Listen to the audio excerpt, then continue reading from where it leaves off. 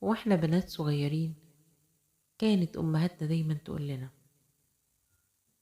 ان جمال البنت في حيائها، وفي حاجات كتير عيب البنت تعملها لانها هتضيع حيائها ده، ولو ضاع حيائها هتضيع انوثتها وجمالها.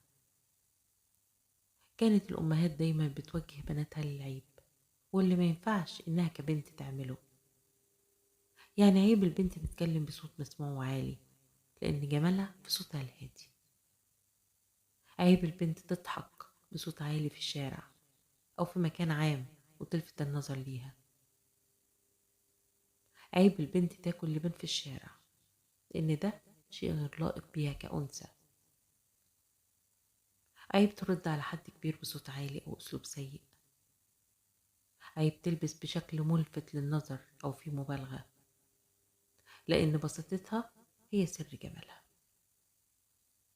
وسلوكيات كتير من دي عيب إن البنت تعملها، سلوكيات رغم إنها ممكن حد يشوفها إنها حاجات بسيطة وعادية، لكنها حاجات بتضيع أنوثة البنت وجمالها. زمان كان حرص الأم دايما إنها تعلم بنتها السلوكيات الصح وتوجهها، لكن دلوقتي للأسف بقينا نشوف بنات عندهم جرأة أكتر من الرجالة. بنات بتتصرف بشكل مستفز جدا من غير حياء ولا احترام. صوت عالي وألفاظ لا تليق ببنت في وسط الناس وفي الطريق العام. هزار وضحك وحركات ملفتة في الشارع. ضيفوا بقى لده الجرأة اللي زادت بشكل غير طبيعي في زمن النت والسوشيال ميديا، وغياب رقابة الأهل وتوجيههم لبناتهم.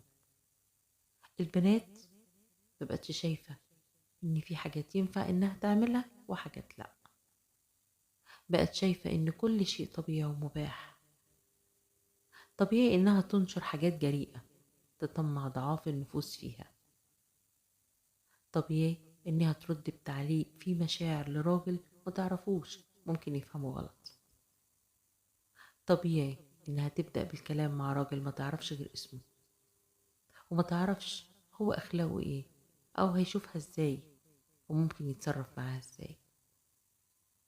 قال رسول الله صلى الله عليه وسلم: الإيمان 70 شعبة، فأفضلها قول لا إله إلا الله، وأدناها إماطة الأذى عن الطريق، والحياء شعبة من الإيمان. صدق رسول الله صلى الله عليه وسلم. وجهوا بناتكم وعلموهم إن جمالهم في حيائهم. عرفوهم إن في حاجات ينفع البنت تعملها وحاجات لأ. عرفوهم أن من كسى الحياء ثوبه لم يرى الناس عيبه. عرفوهم إن حياء البنت هو قوتها والإطار الجميل اللي بيظهر أنوثتها وجمالها.